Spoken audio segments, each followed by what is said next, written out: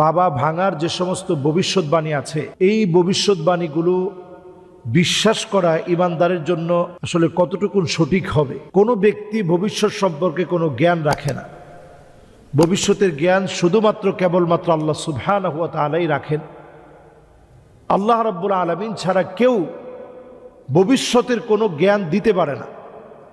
বাবা ভাঙার অনেকগুলো ভবিষ্যৎবাণী আছে, এগুলো অনেকগুলো যেমন সত্য হয়েছে, অনেকগুলো মিথ্যাও হয়েছে।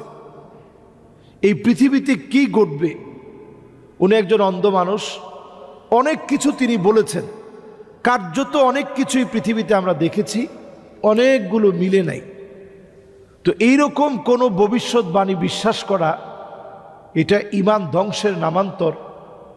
হাদিসের মধ্যে আসছে, নবীজি সাল্লাল্লাহু আলাইহি ওয়াসাল্লাম বলছেন, মান আতা কাহিনান আও আররাফান ফাসাদ্দাকাহু বিমা ইয়াকুল ফাকাদ কাফারা বিমা উনজিলা আলা মুহাম্মদ সাল্লাল্লাহু আলাইহি ওয়াসাল্লাম। কেউ যদি কোনো গণকের কাছে আসে, হাত দেখায়, ভাগ্য নিরূপণের চেষ্টা করে, নির্ধারণের চেষ্টা করে, নবীজি সাল্লাল্লাহু আলাইহি সাল্লাম বলছেন ফাকাদ কাফারা বিমা উনজিলা আলা মুহাম্মদ সাল্লাল্লাহু আলাইহি সাল্লাম। কেমন যেন মুহাম্মদ সাল্লাল্লাহু আলাইহি সাল্লামকে সে অস্বীকার করল। তাহলে বোঝা যায় কোনো বাবা ভাঙার ভবিষ্যৎবাণী বিশ্বাস করার কোনো সুযোগ নেই। কোরআনুল কারীমের দিকে যদি আপনি তাকান, আপনি দেখবেন আল্লাহ রাব্বুল আলামিন বলছেন, আওয়ালা ইয়ারাউনা আন্নাহুম ইফতানুনা ফি কুল্লি আমিন মাররাতান আও মাররাতাইন ثم لا يتوبون ولا هم يذكرون।